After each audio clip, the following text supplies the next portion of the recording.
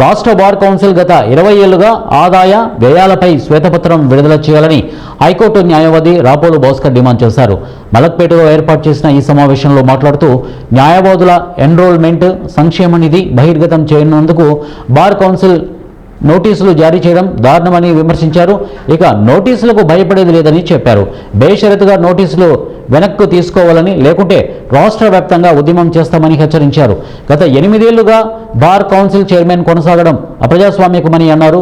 Bar council ఎన్నికలు జరపడం నేరమా అని ప్రశ్నించారు. ఇక నిధుల అక్రమాలు జరగకపోతే జనరల్ బాడీ సమావేశం నిర్వహించి 2014 నుంచి ఆదాయ వ్యయాలను బహిరంగ పరచాలని డిమాండ్ చేశారు. వెబ్సైట్ పెట్టామని తప్పుడుగా ప్రకటిస్తున్నారని తెలిపారు.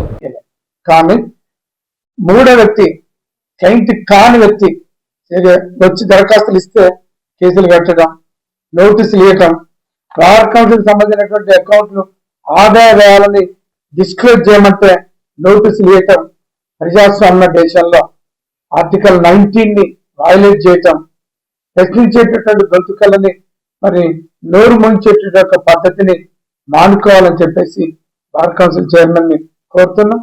వెంటనే ఇచ్చినటువంటి నోటీసుని విత్డ్రా చేసుకోమని కోరుతున్నాం. 2 సంవత్సరాల కోసం ఎన్నికైనటువంటి బార్ కౌన్సిల్ చైర్మన్ ఎథిక్స్ లేకుండా, నీతి లేకుండా 8 సంవత్సరాల నుంచి రాష్ట్ర బార్ కౌన్సిల్ చైర్మన్ గా కొనసాగుతుంది. బార్ కౌన్సిల్ మెంబర్లు కొనసాగుతుంది.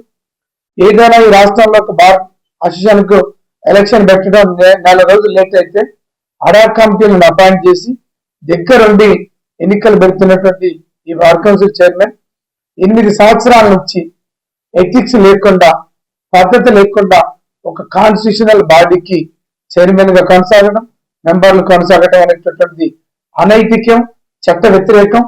మరి బార్ కౌన్సిల్ ఎన్నికలు జరపాలని నేను ఒక బార్ కౌన్సిల్ బార్ మెంబర్ గా హైకోర్టు అడ్వకేట్ గా హైదరాబాద్ హైకోర్టులో రిట్లు వేసిన నిలబడ్డం, రిట్లు వేయటం, బార్ కౌన్సిల్ ఎన్నికలు జరగమనటం నేరమా?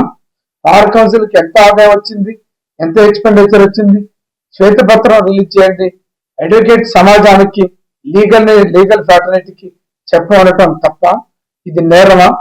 ఒక ప్రజాస్వామ్య దేశంలో ఒక అడ్వకేట్ గా ఉండి లీగల్ ప్రొటెక్టర్ గా ఉండేటటువంటి అడ్వకేట్ల యొక్క కష్టపడి సంపాదించి కట్టినటువంటి సొమ్ముని దుర్వినియోగం చేయడానికి మీకు ఎలా చేతులు వచ్చినాయని నేను ప్రశ్నిస్తున్నా. అందుకనే రాష్ట్ర బార్ కౌన్సిల్ జరిగినటువంటి బార్ కౌన్సిల్ సంబంధించినటువంటి డబ్బులు దుర్వినియోగం అనేది రాష్ట్ర వ్యాప్తంగా అందరు న్యాయవాదులు ముక్త కంఠంతో చెప్తున్నటువంటి ఒక వైనం ఉంది. అందుకనే ఇప్పటికైనా వెంటనే 2014 నుంచి ఇప్పటి వరకు రాష్ట్ర బార్ కౌన్సిల్కి వచ్చినటువంటి ఆదాయం ఎంత, వ్యయం ఎంత, ఎవరెవరికి ఎంత ఖర్చులు పెట్టింది డిస్క్లోజ్ చేయాలని చెప్పేసి డిమాండ్ చేస్తున్నా. ప్రశ్నించేటటువంటి గొంతుకలని